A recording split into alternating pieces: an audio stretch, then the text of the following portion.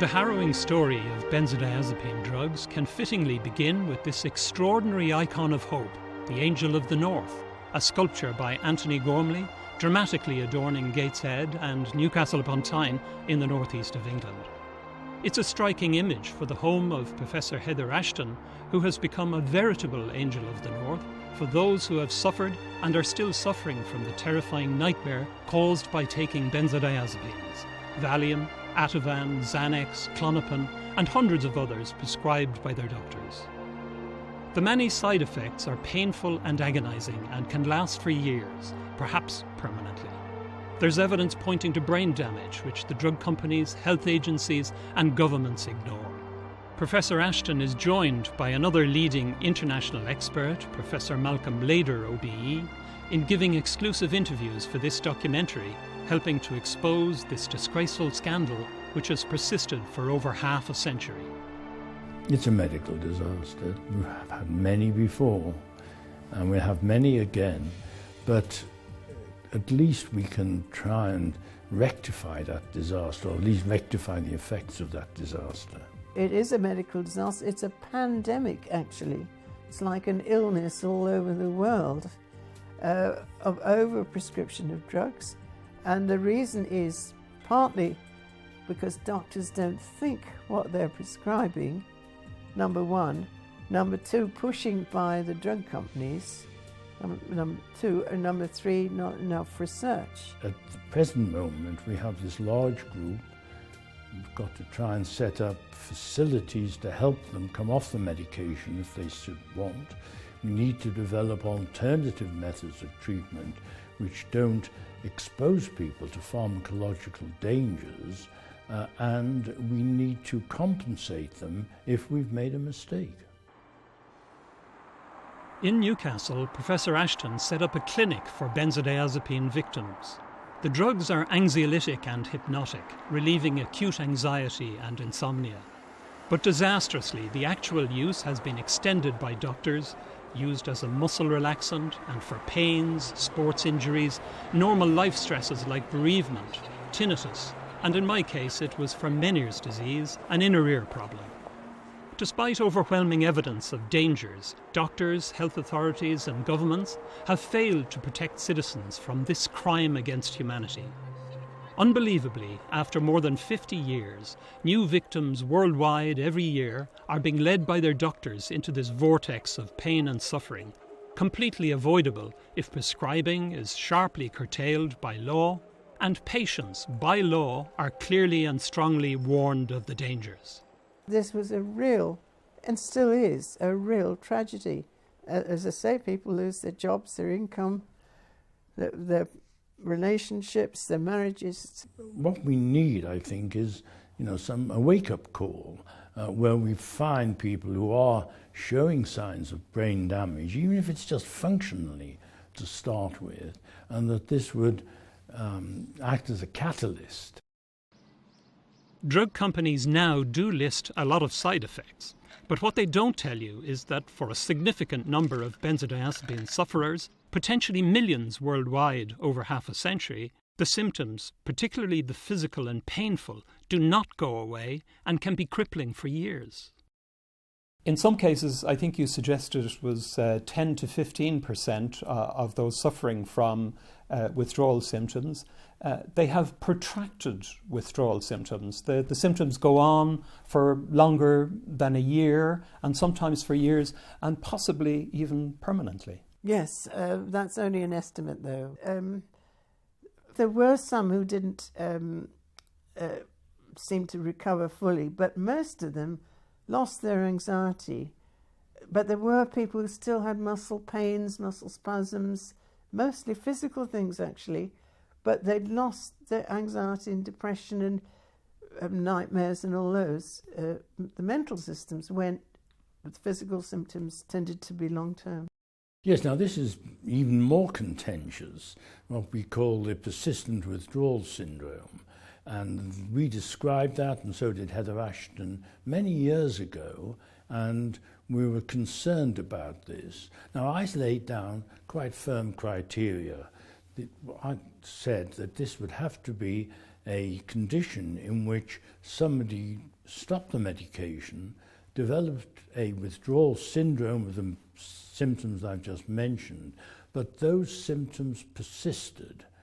I didn't see this coming on as a separate syndrome later with a gap of symptom-free, but there are variations on this. Some people do get permanent, feels like permanent symptoms. We don't know the causes of them. Nobody's ever looked at them. So we just need to do some research on that, but we haven't. As you know, I myself am suffering from long-term side effects of benzodiazepines. It means that I can't walk very much. In some cases, I can't walk at all. I'm suffering from electric currents running through my body, also electric shocks. Is that common? Have you come across those kind of symptoms in your work? Well, yes, I have, certainly, and those ones do seem to be protracted. And the interesting thing is, in this age where everybody's having antidepressants now, SSRIs like Prozac, they can produce similar symptoms, including this electricity feeling. And one wonders that if we ever get rid of benzos, whether another lot of drugs won't take over and be just as bad. Certainly some of the short-acting Prozac-like drugs are. And yes, I've had patients with sort of explosive headaches, as if there's an electric current running up and boom, like a thunderclap in the brain, yes. There were also cases presenting, weren't there, of people whose symptoms didn't go away. They suffer a withdrawal syndrome, and the symptoms can be prolonged, go on for a year, and possibly even permanently. Yes, I still get emails quite frequently from people from all over the world saying that they have been withdrawn from their tranquilizer or their sleeping tablet, from their Valium, their Ativan, their Clonopin, whatever, and they developed symptoms, and those symptoms have persisted. They're usually a little less, but they may not have gone away after several years. In Britain alone, it's estimated that up to 1.5 million people are on long-term prescription of benzodiazepines. Many are probably frightened to stop because of the appalling side effects, and even while taking the drugs, they can suffer withdrawal illness from tolerance. An important study recently shows that long-term users have a 50% increased risk of Alzheimer's. The serious long-term harm caused by benzodiazepines is compared to the infamous Thalidomide scandal. These protracted or permanent side effects of benzodiazepines have never been fully investigated. A prominent victim, Colm Downes-Granger, has said that this is a scandal like thalidomide. Yes, you could compare it to thalidomide. It is more common, probably. And the health service and the government, and to some extent the doctors, that ignored it, yes. And certainly it was a tragedy as bad. It still is, as thalidomide. But it's, as you say, it's hidden because people say, oh, you look well, but they don't know what you're feeling like inside. Do you think Hoffmann-La Roche has a responsibility, a moral responsibility in this area? Whether they have a moral responsibility, of course, is a different matter. I'm not a moral philosopher. I would hope that they would take some responsibilities seriously and, out of their past profits, finance some useful studies. Essentially, they need to start with an epidemiological study. That is, you need to look, seeing what's going on out there in real life, how many people starting on medications of this type and are running into trouble. That can be done because we have research organizations which monitor medication and can be tapped into to see what the outcomes are. In the 1980s, you told the BBC that withdrawing from benzodiazepines was much more difficult than withdrawing from heroin. Yes, that's true. And I would often, in collaboration with some colleagues, take people who had addiction problems with the benzodiazepines, but also addiction problems with heroin or cocaine or whatever, amphetamines, and we found that it was actually easier for people to withdraw from heroin with help than it was for them to come off the benzodiazepines. What was the response to those remarks? Oh, I think it was just generally disbelief. Everybody thinks it's very difficult to get off heroin, yet people are doing it all the time. They're admitted to prison, and they even go cold turkey, but usually there's some help. So it's not that difficult to come off heroin. Benzodiazepines can be much more of a problem, particularly in the minority, which I've mentioned, that have severe withdrawal reactions and may become persistent. And you referred in your recent paper that you've written about benzodiazepines, you referred to those people suffering an agony. Is that the way it appeared to you when you were listening to case histories being described to you? Because people do say it's like going through hell, and I experienced this myself. Yes, I think that's so. I think the people who are getting a severe reaction, the symptoms are so complex, they're so diffuse, so persistent, they're so interfering with day-to-day life that they are an agony. But I emphasize that most people don't get to that degree of severity. But Professor Leder and others say that the minority who can have a severe reaction could be up to 30%. The symptoms are myriad. In her clinic, Professor Ashton recorded the many distressing conditions. Pain, limbs, back and neck. Pain, teeth and jaw. Paresthesia, stabbing pins and needles. Limbs and face. Stiffness, limbs, back and jaw. Tremor, muscle pain, twitches. Dizziness, tinnitus. Hypersensitivity to sound, light, touch and taste. Fits, seizures. Anxiety, depression, poor memory and concentration, insomnia, nightmares, hallucinations, agoraphobia and other phobias, panic attacks and palpitations, abdominal pain, diarrhea, constipation. All patients complained of difficulty walking. This appeared to result from a combination of sensory disturbance, muscle weakness, pain and stiffness. Pain in various parts of the body was prominent. Neck pain and occipital headache, pain in the limbs described as aching, bursting, cutting, were all common and often severe. Paresthesiae. All patients had feelings of pins and needles, tingling, crawling in the skin, numbness or altered sensation at some time, usually affecting the limbs in a glove and stocking distribution. As the eminent Irish expert Dr. John O'Connor says about benzodiazepine withdrawal, the body becomes its own personal torture chamber. Ironically, benzodiazepines replaced the dangerous barbiturates. There was the move to the benzodiazepines, which seemed safer in overdose and also didn't seem to produce the same addiction problems, and they became very popular indeed. Names like Mother's Little Helper, and doctors were prescribing them very widely and I think indiscriminately. So they thought, well, benzodiazepines don't kill anybody, so we can give them with absolute certitude they'll be safe.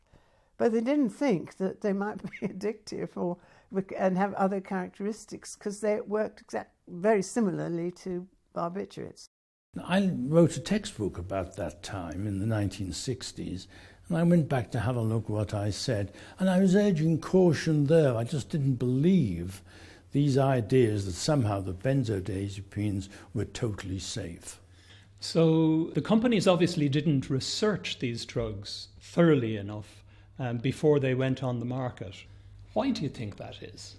Well, we have to remember this went on in the 1950s. The marketing was in the 1960s, and the requirements at those days were much more lax than they are now. Sometimes wonder whether Valium could have even been licensed now, but certainly in those days much easier to do, and it was only literally a few weeks or months from first giving it to man for it to be available on the market. So it was a very rapid development, and certainly it wasn't a thorough development. To what extent did benzodiazepines become a huge success for Hoffmann-La Roche, the drug company which first introduced them? Well, Librium and Valium were enormously successful, and Valium actually became the most prescribed drug in the whole world. Yes, that's so. At one point it was worldwide, and I think also in the United States by itself, it was the most widely prescribed and profitable any drug on the market. Can you understand why they were considered almost a panacea for all kinds of life problems that people had? Well, they were considered a panacea. It wasn't almost a panacea. They were considered a panacea. And if you look at the adverts at the time, the pharmaceutical companies were advocating their use in any sort of situation. And we have this phrase, the worried well. These are people who don't have full-blown psychiatric or psychological problems.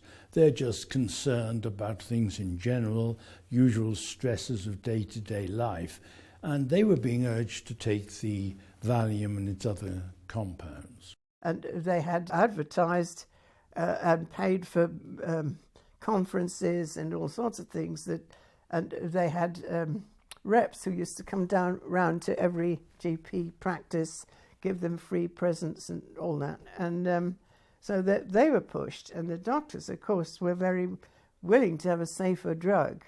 And they just didn't think what it might be doing, although it seemed to me it was perfectly obvious. Can you describe in simple terms what is happening in our brains with these psychoactive drugs?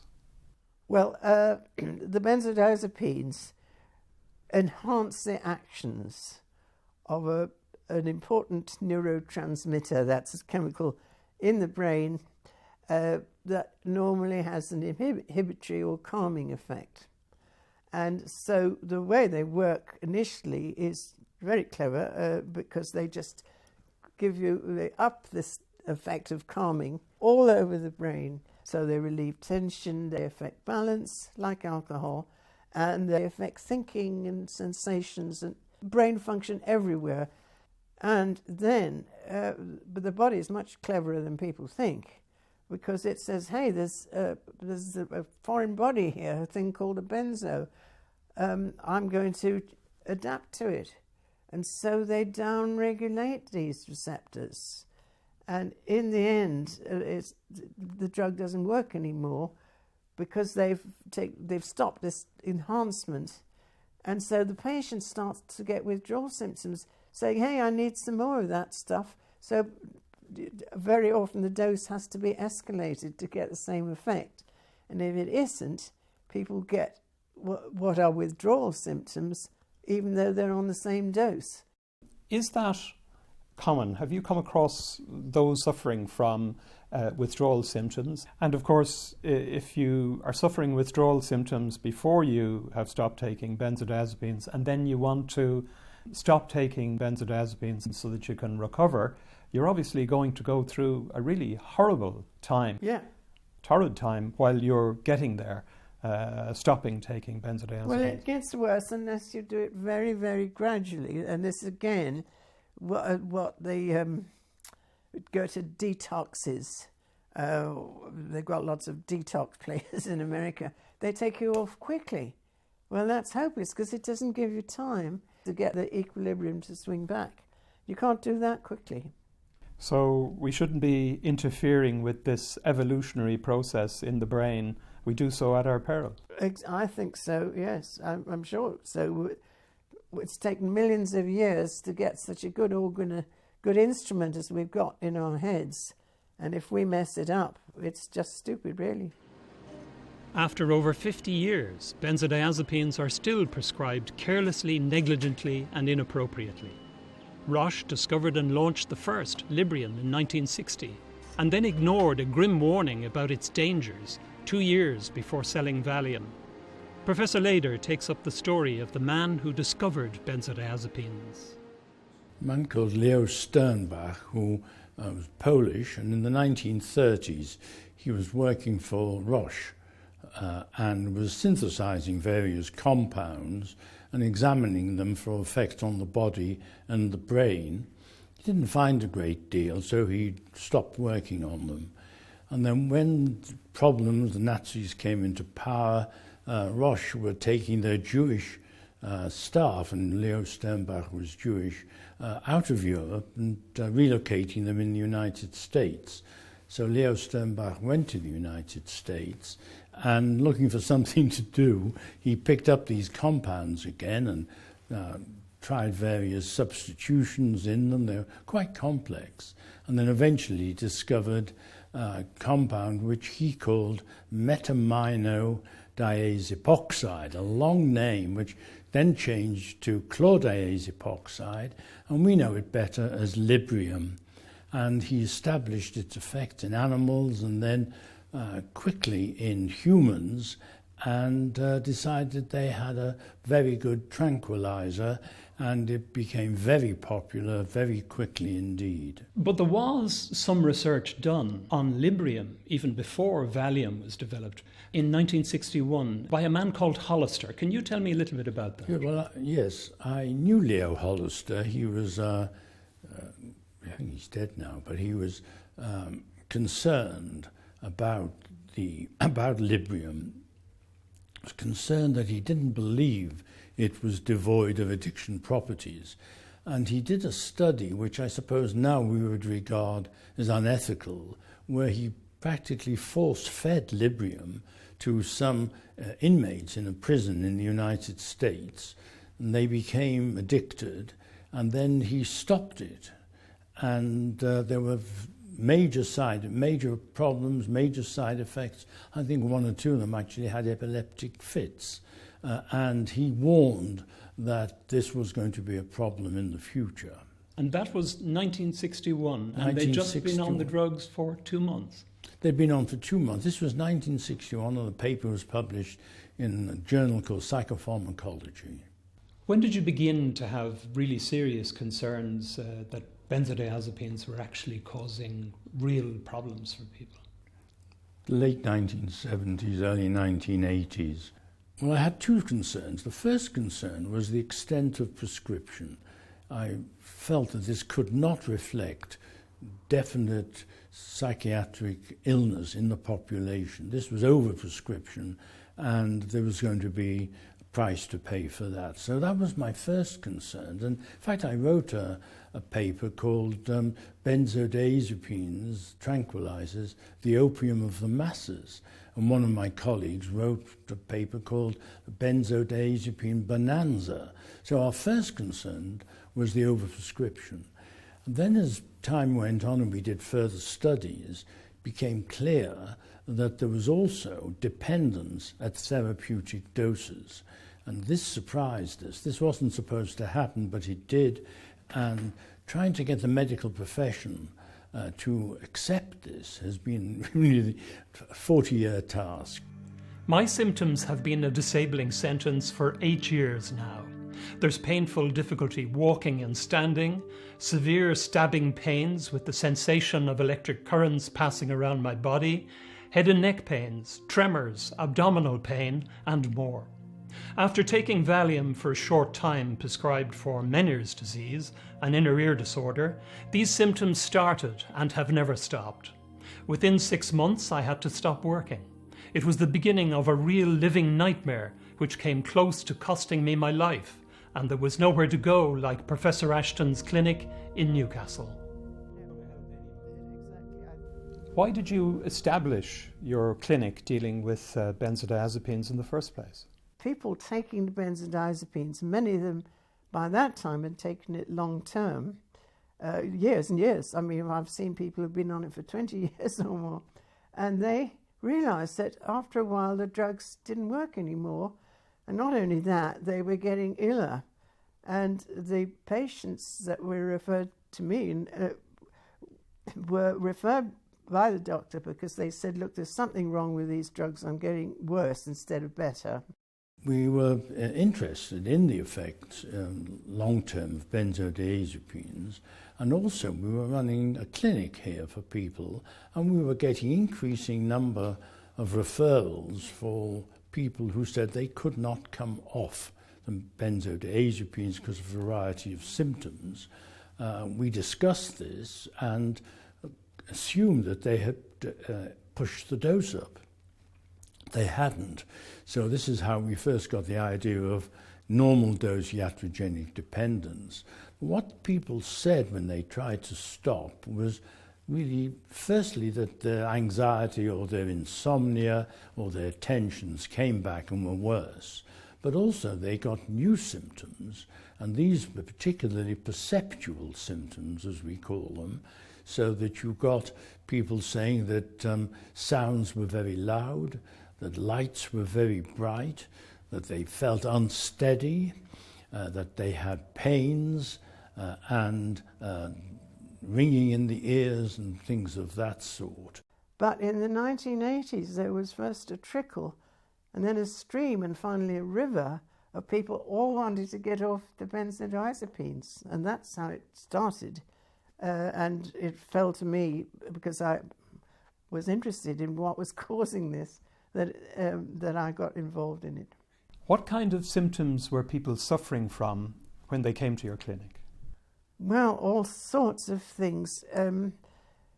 They were very, very anxious, all of them, and I think that's what, or most of them, put off the doctors, and they couldn't sleep, and they got nightmares and dreams, and they were jittery, and some of them had a tremor. They developed agoraphobia, social phobias, some of them paranoid, some of them very angry, sort of rage, and with sensory disturbances, so that light seemed too bright, the room walls seemed to be sloping, that, you know, all these sort of strange things. Some of them were afraid they were going mad, and sounds too bright, and tinnitus, their ears ringing, and all sorts of things. And in addition to that, tremors and muscle spasms, patches of numbness, muscle pains, muscle jerks, a whole host of symptoms, both physical and mental. And but I had patients who'd been told they had multiple sclerosis and were doomed for life, and you got them off the benzos and the symptoms disappeared. So, you know, it became clear it was due to the drugs. We had one or two cases where people had epileptic fits, which you might expect, and of course that harks back to Hollister's study. But by and large, it was just this terrible hypersensitivity, and also a general feeling of being very unwell, not functioning properly. If you stop benzos suddenly, you get fits, and it can kill you, incidentally. So that's why you have to withdraw slowly. Some of these symptoms were really terrifying for the people suffering them. And in some cases, people were actually becoming disabled. Isn't that the case? Oh, it certainly was. I mean, because these symptoms could be quite overwhelming, were very severe. There were even suicides. People got very depressed, and led to the breakup of families, marriages, you became impossible to work. You lost your job, you lost your income very often, and also it was difficult to get any compensation because nobody realised it was a real illness. Professor Lader has described this as a medical disaster. Would you agree? Yeah, this was a real, and still is, a real tragedy. But just to be clear on the issue, you say that at the same time not very many facilities were being provided around the country to look after these people, and these people were measured in hundreds of thousands, millions? Well, we think from the GP studies, at least millions in the country. And so the patients themselves usually started setting up their own support groups. And it was they, and still is, support groups who get more people off and give them more support than any doctor, because there are no NHS clinics now. One of the difficulties in getting people to focus on the dangers of benzodiazepines appears to be the fact that some people can get off the drugs relatively easy, while others suffer terrible agony. Yes, and the point is that if we could predict who is going to withdraw easily and who is going to go through agonies, we could reserve the benzodiazepines, which do have some positive effects, just for those who are not going to run into problems. But we can't predict, and therefore you have to look at the totality of the distress that is caused. In 2010, Britain's Independent newspaper opened up another very disturbing chapter of the story, revealing documents from the British Medical Research Council, officially kept secret for nearly 30 years, about Professor Leder's attempt to get potential brain damage from the drugs properly investigated. That long ago, he'd carried out 2 studies of patient brains which showed worrying abnormalities.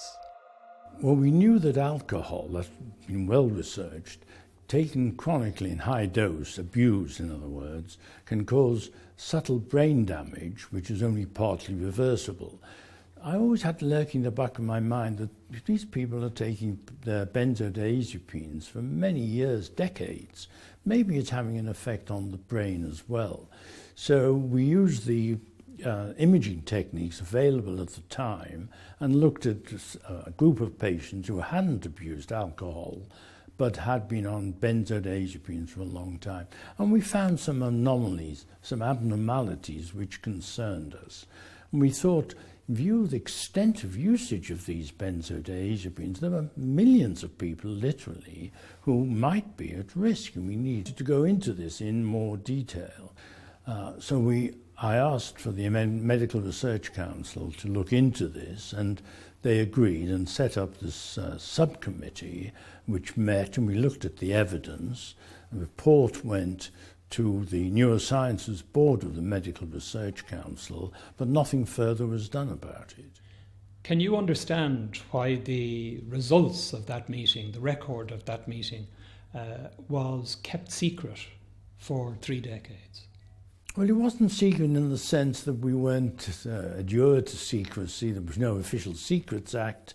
And I was very surprised to find out later that those minutes hadn't been released. So I don't know what was going on, but there was concern about it. And I know that I think Professor Heather Ashton, and I'm sure you'll ask her that, she also put forward a proposal which was turned down. Both you and Professor Leder put research proposals to the Medical Research Council. He wanted to investigate some prima facie evidence he had of structural damage to the brain from benzodiazepines.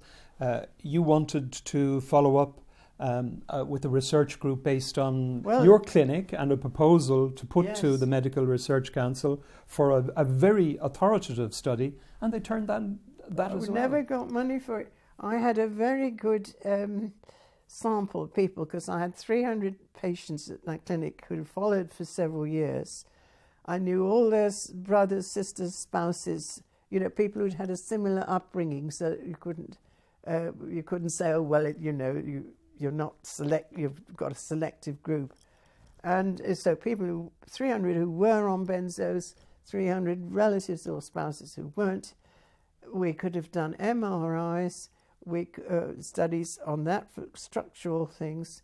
We could have done a lot of cognitive tests to see if they were impaired, because something I haven't mentioned, which is perhaps the greatest tragedy of all, is when people are on benzos, their thinking is impaired, and they're prone to traffic accidents, making bad decisions, all sorts of things, poor memory. And so we could have looked for that, see if that recovers, and other things with looking at brain function with things like EEG and magnetoencephalography as well, which are ways of looking at the way that neurons in the brain are firing. We could have done all that on a large number of patients, and I tried the MRC and the Wellcome Research Council, and the Medical Research Council and the Wellcome never got the money for it. I don't think it was considered as a serious enough condition. I don't know why, but... In Newcastle, Professor Ashton wrote her now famous manual on benzodiazepines, describing the symptoms and showing how to withdraw slowly. It's free on the internet. A book could have made her a fortune. It's the Bible worldwide for victims of doctor-induced benzodiazepine illness. Professor Ashton became a medical advisor and friend to victims everywhere. This is a bound volume of some of the thousands of letters and emails she's received from all over the world, made by a grateful patient. The consultant who recommended I take Valium for Meniere's disease brushed aside my concern, saying it was a most maligned drug that could be a preventative against Meniere's attacks. He stopped prescribing Valium for Meniere's now, a lesson learned at a huge cost to me. When I started getting darting pains in my legs, I searched the web and in shock found the Ashton Manual, which explained what was happening to me. You wrote the Ashton Manual, which was published on the web. It's about benzodiazepines, how they work, and also about how to withdraw from benzodiazepines. Why did you do that? Was it in response to a very big need? Well, yes, because the patients seemed to know more than the doctors. All of them said the reason they'd come here was they got no help from their GP or from a psychiatrist. I had patients referred from psychiatrists even, and the patients seemed to know better than the doctors. And so I wrote that manual for patients who couldn't get help from their doctors. It was for them. And the interesting thing is, although patients all over the world have snapped it up, the doctors still don't read it. Actually, one thing we haven't mentioned yet is that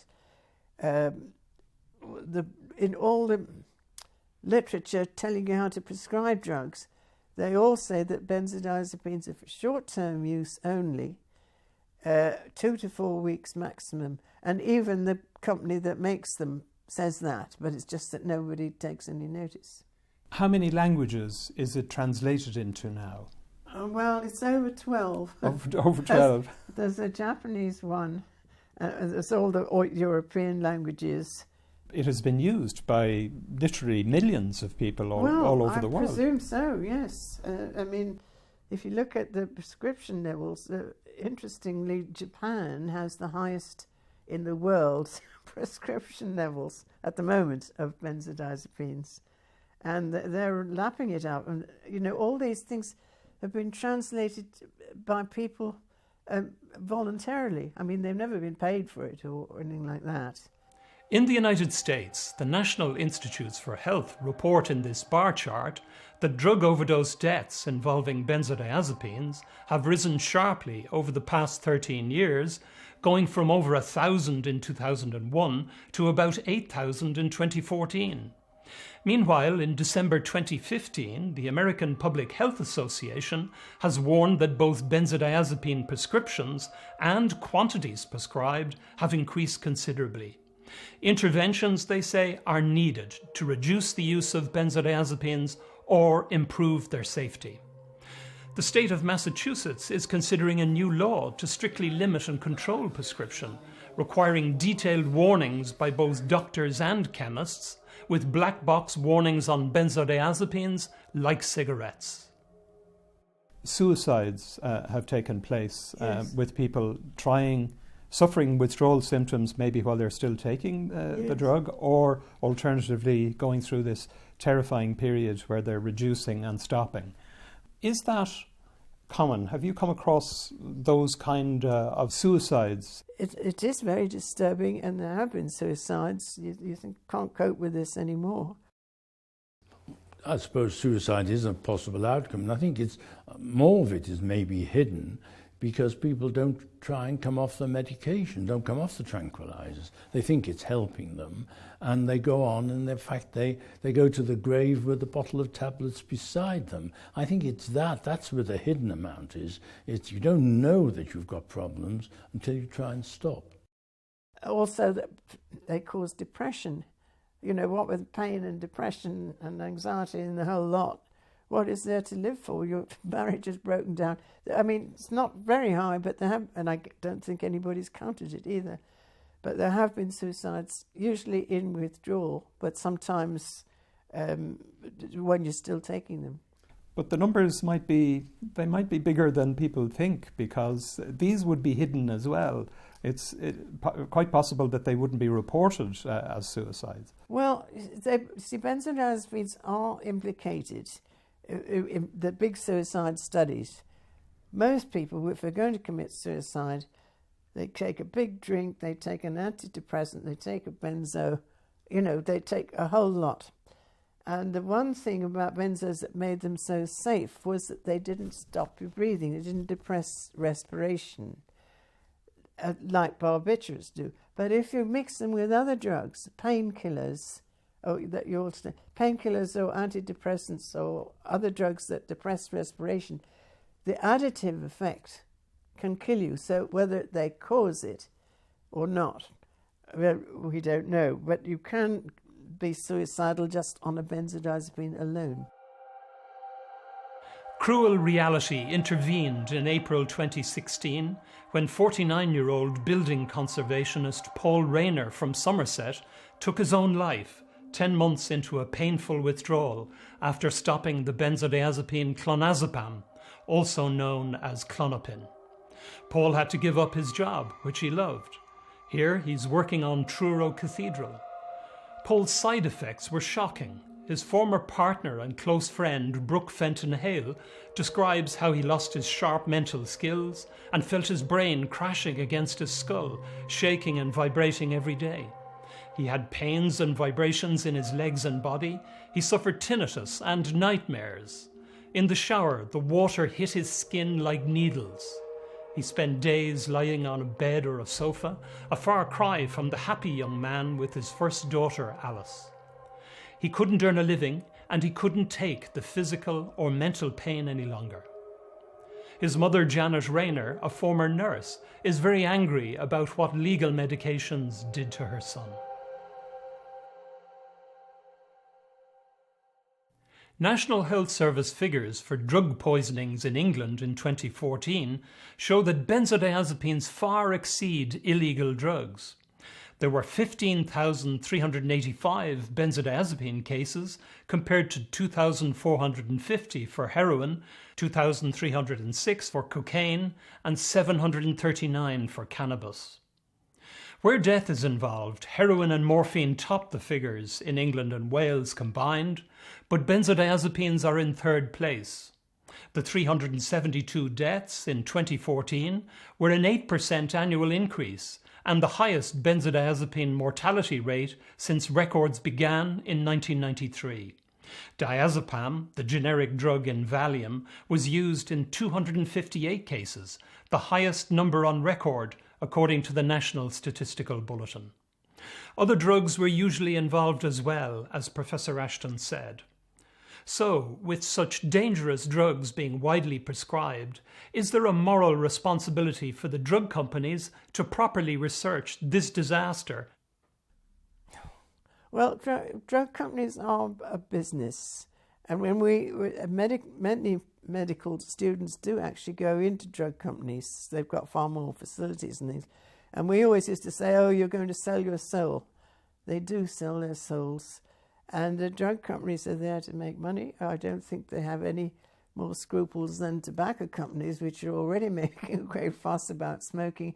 And the drinking industry, they're all making a terrible fuss if anybody tries to stop them. So I don't think drug companies would fund it. Yes, the problem is that most of these tranquilizers and sleeping tablets are out of patent, which means that there's no profit left in the drugs. Now, the only financial incentive which would come would be if there's a lot of medical legal cases which develop, so that people are beginning to sue because they've gone through a withdrawal reaction.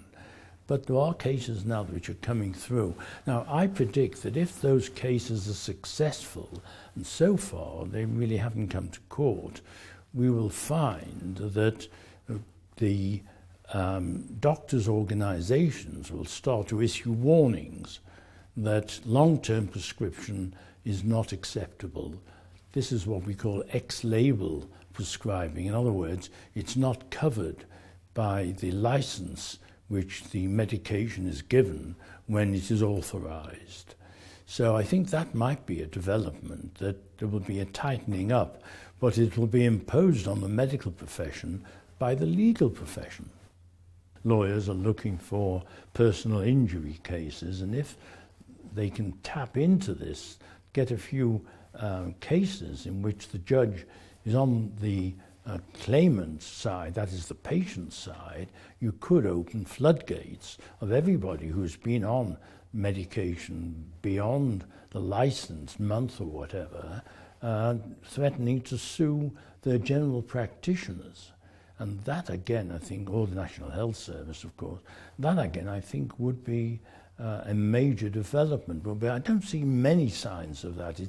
There's starting to be cracks in the dam, but they're not large yet.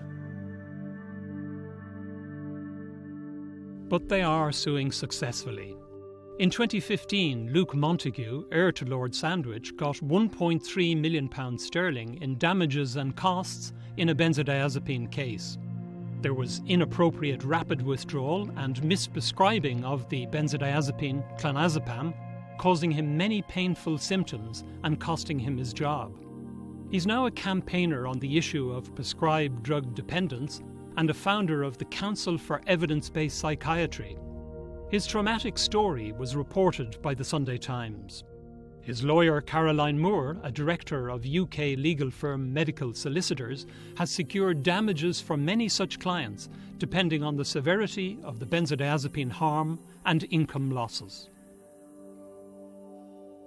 You want to see proper research done into the possibility of brain damage after the evidence that you compiled in the early 1980s. Is it going to be possible to do that kind of research now with techniques that will make it clear whether or not this is true? Well, they'd be much better than the rather crude techniques we used many years ago when, we just had these brain imaging techniques being available. But this kind of research, you feel, should be done. If it's not going to be done by the drug companies, should it be done by the government? Well, I think it should. But, we fought this battle years ago, and I think there are other people who could look at this.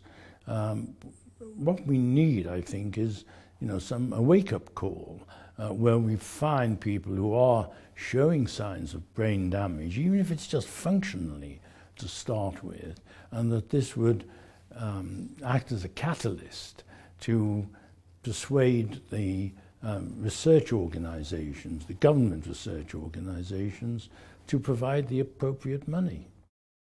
Can we look now at the possibility of long-term brain damage caused by benzodiazepines? In your view, is this possible? And if it is possible, are there ways and techniques available now today, research techniques, which could prove or disprove this? Yes, one could certainly these days with modern techniques. People have told me you could easily tell in animals whether the receptors for benzodiazepines change if you feed them benzos for a long time, and whether it comes back. So some don't come back to normal, so your nervous system can't function as normal. So you say that there are these research techniques now which would be very good at illustrating if there's a change, long-term changes in the functions of brains as a result of taking them now. We could. In a recent medical article that you've written about benzodiazepines, you've said this problem has persisted for 50 years, but has been largely ignored by doctors, by consultants, by official bodies. That's a pretty damning statement, isn't it? Why do you think that is? I don't know. Why would the minutes of that MRC subcommittee embargoed? I can see no scientific reason for it. So I'm not going into a sort of conspiracy theory, but it's very difficult to avoid wondering what is actually going on here. But you also said to the Sunday Independent that you regretted that you didn't push the issue more actively. Yes, I do regret it. I mean, I felt perhaps I should have done, but there are times when it's rather nice to stop banging your head against the wall. A penetrating light has been shone on the darkness hiding the benzodiazepine disaster by Professor Ashton and Professor Lader. Ironically, those who voluntarily take illegal drugs get substantial medical resources from our societies, while victims of doctor-induced illness from prescribed drugs often get little informed state help. The legal pharma industry can and has done much good, making drugs that save lives and alleviate illness. But there's no excuse for the scandalous neglect of this pandemic of life-destroying pain and suffering benzodiazepines have caused and continue to cause today. There's no excuse now either for the ignorance or negligence of the medical profession, who often wrongly prescribe them. Governments and health authorities have shamefully failed their societies, pandering to big pharma because of their economic muscle. Academic researchers too must recognise they have a social responsibility to investigate this disaster. It's long past time that these actors faced up to the truth about these drugs and started doing something about it.